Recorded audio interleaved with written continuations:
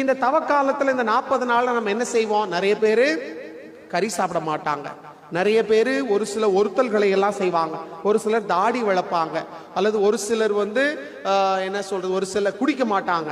ஆனா 40 நாள் கழிச்ச பிறகு பழைய குருடி கதவை திரடி, பழைய எவ்வளவெல்லாம் கட்டுப்படுத்தினாங்களோ அதை விட மீறி அதிகமாக செய்வாங்க. நல்லா குடிப்பாங்க, நல்லா சாப்பிடுவாங்க, கறியெல்லாம் அன்னைக்கு என்னைக்கடா ஈஸ்டர் வரும்னு உட்கார்ந்து இருப்பாங்க, அப்ப சாப்பிடுவாங்க. இதெல்லாம் ஒரு தவ முயற்சிகளா?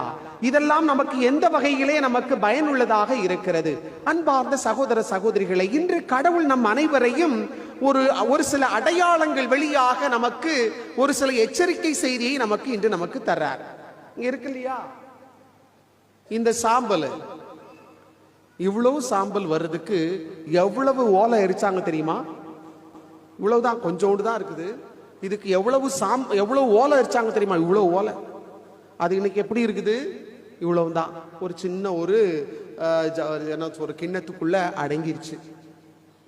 இந்த சாம்பலை எடுத்து இன்னைக்கு நம்ம நெத்தியில சொல்லுவாங்க, மனிதனே நீ மண்ணா இருக்கிறாய், மண்ணுக்கே திரும்புவாய். இதுதான், நீ டஸ்ட். நம்ம எல்லாம் ஒரு சில பேர்த்த சொல்றோம் இல்லையா, அவெல்லாம் என்னுடைய கால் தூசிக்கு சமம்.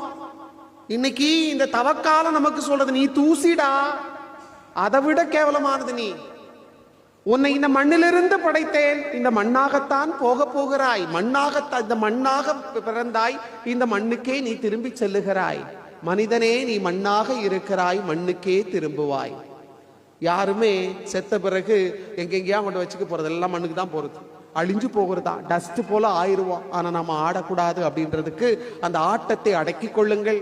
இதுதான் உண்மை அப்படின்றத நெத்தியில பூசுது, இன்னைக்கு பூசுறாங்க, நெற்றியில பூசி சொல்லுவாங்க. இடம் இருக்கிறவங்களுக்கு நிறைய பூசலாம், இன்னைக்கு கம்மியா இருக்கிறவங்களுக்கு கொஞ்சம் தான் பூச முடியும். ஆகவே கொஞ்சம் யோசிச்சு பார்க்கணும், இதுதான் நான், இதுக்கு மேல எதுவுமே இல்லை. இந்த சாம்பல் வச்சு, சாம்பல் இருக்கு இல்லையா, இதனுடைய பயன்கள் என்னென்ன சொல்லுங்க பார்க்கலாம். இந்த சாம்பலை வச்சு என்ன செய்வாங்க? என்ன செய்யலாம்? சாம்பலை வச்சு என்னெல்லாம் செய்வாங்க? கிளீன் பண்ணுவாங்க. Very good. பாத்திரத்தை என்ன பண்ணுவாங்க? கிளீன் பண்ணுவாங்க. இந்த சாம்பலை போட்டு விளக்குறீங்கன்னு வச்சுக்கோங்க, பளபளன்னு ஆகும் இல்லையா?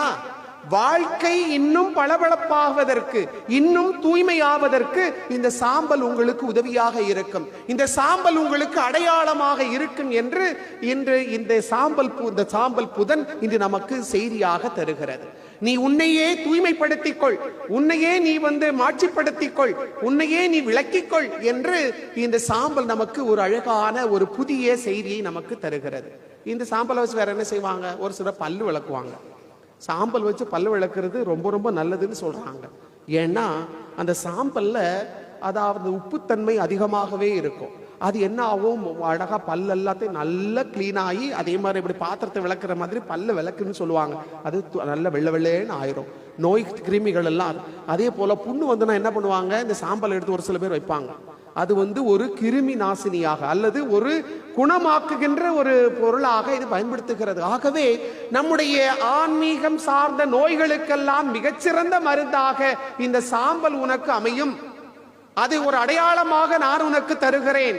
நீ உன்னுடைய இந்த பாவ நிலைகளிலிருந்து, உன்னுடைய நோய்களிலிருந்து, உன்னுடைய மனம் சார்ந்த உளம் சார்ந்த நோய்களிலிருந்து நீ விடுதலை பெறுவதற்கு இந்த சாம்பல் உனக்கு எப்படியாவது கண்டிப்பாக ஒரு உறுதுணையாக இருக்கும், ஒரு அடையாளமாக இருக்கும் என்ற செய்தியை இன்று ஆண்டவர் இயேசு நமக்கு தருகின்றார்.